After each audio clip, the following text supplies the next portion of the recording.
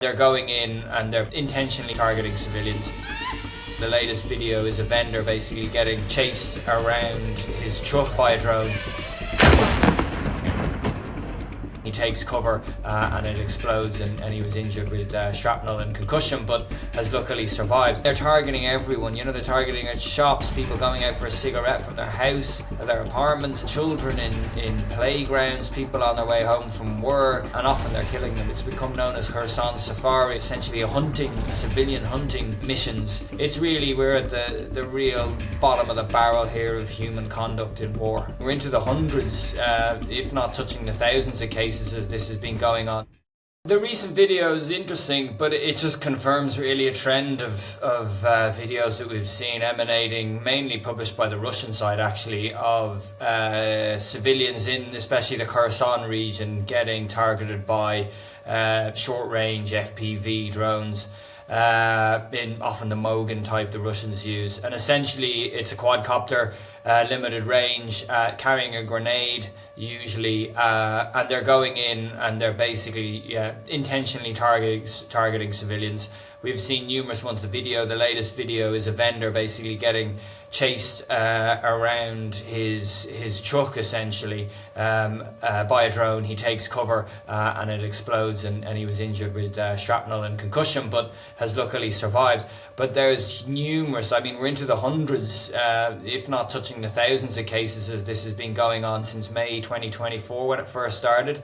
I mean, geographically the issue is that Kherson is quite close to the front lines as a city, and therefore within range of the FPVs with some loitering time. We don't know exactly how much of an official position this is. Some of the investigative reporting into it has been really interesting in terms of it looks like it's a fusion between military units like the 8th Artillery Regiment and certain people in there who are drone operators using crowdfunding from Russian civilians to gain money, and then doing these kind of what it's become known as Kherson Safari, or you know, essentially civilian hunting missions, which they then distribute back to those that have funded them and to beget more funding. So it's really, we're at the real bottom of the barrel here of human conduct in war. And they usually actually surge over the summer.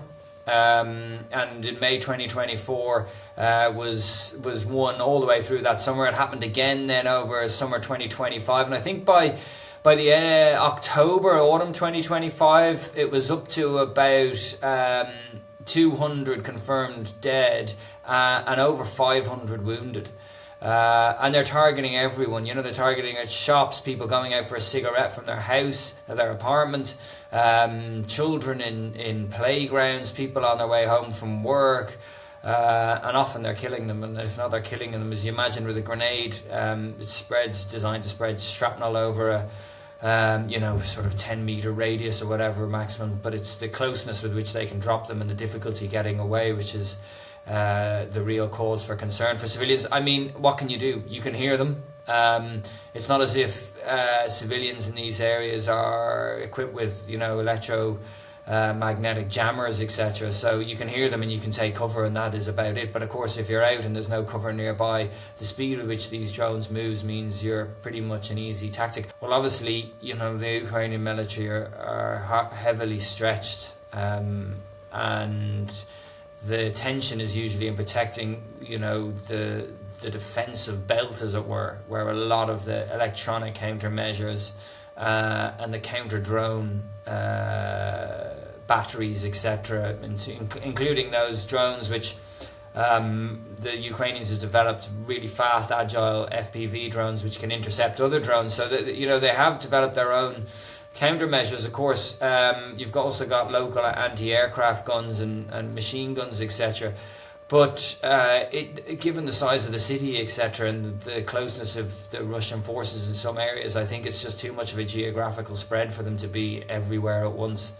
I mean, they could, you know, if you were going to, but again, you've got the Kherson River there, try to dislodge the Russian forces and push them further back, ideally, but it doesn't seem to be a very likely outcome at the moment, given the fact that numerous raids across the river have kind of failed anyway. So I think, unfortunately, it's a product of. I mean, if you had the resourcing, of course, you could do something about it. But it's a product also of little resourcing and having to put drone defences into other key areas. Double tap is actually refers to usually what you do, having been in the infantry, you know, is 2 shots into the centre of mass, or, you know, so that you make sure that people are dead. I mean, in this case, it's slightly different. It's more related to how we've seen potentially, say, IED attacks used. So you have the first explosion, the first drone strike, and then you wait for the responders, and then you have a second to get the responders. Of course, the responders are more valuable, really, as a target than the initial civilians, as sorry as I am to say, just in terms of their ability to fix up and you know, treat people.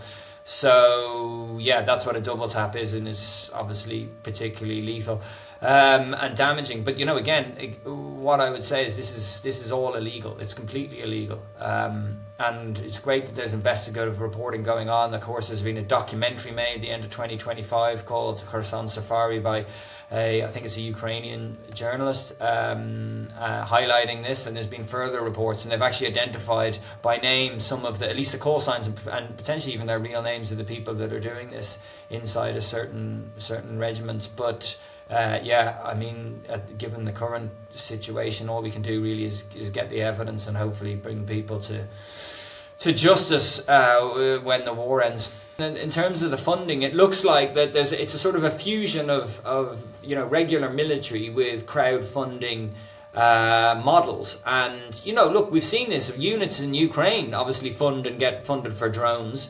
and then release the footage back, and for kit, often, you know, all-terrain vehicles, extra body armor, radios, all these kind of things, you know, and that have been funded by civilians from around the world.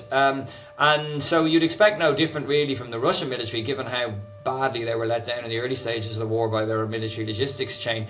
But the big difference is they're willfully targeting civilians for monetary gain and propaganda gain.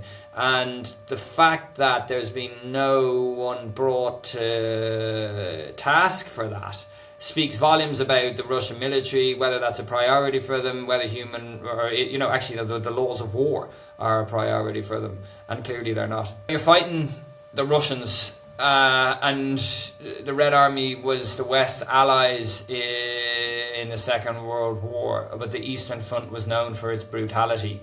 I would go wider than that, and I'd say that, you know, the history of Russia, there's some great people, there's a lot of great things that have come out of Russia, but ultimately it is quite a brutalized place, especially since the Soviets, and therefore I think the propensity for these things to happen is not much greater. It can happen anywhere, and you know, the West has committed its fair share of atrocities as well.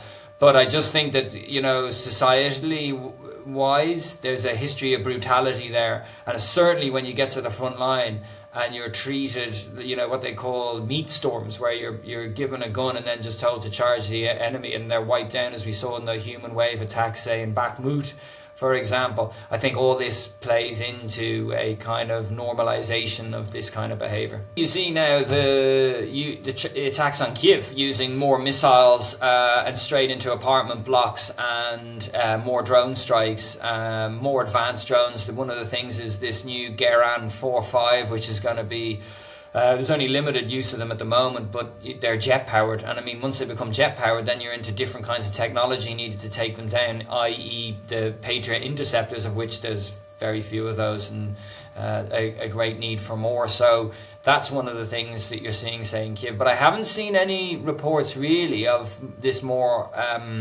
sort of civilian hunting, and that is an interesting indicator, isn't it, that it actually, in other places, units potentially have had more control over what people are going to do, and this was probably potentially a leadership and money issue.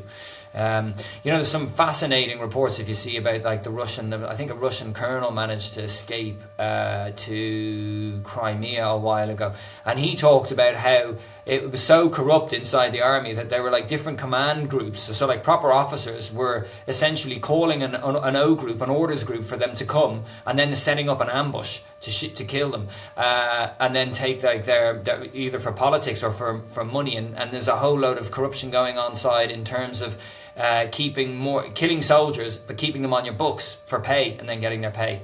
So this is some of it's beyond almost like a Western military comprehension of how chaotic and dark the whole thing is. I think certain elements are completely rotten to the core. Yeah, and war pulls to the extremes and it pulls to brutalization. And when you have so therefore the moral part of it is really, really important in training.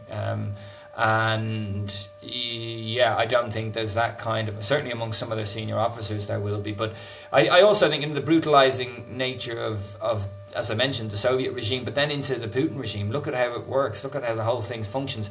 And if you read Putin's People, that amazing book by the FT journalist, I mean, it's just so unbelievably dark. You realise that this is what you're fighting. It is literally darkness. You're fighting darkness. Listen, the West is not perfect, but compared to what Russia is like now, it is pretty much a battle between light and dark.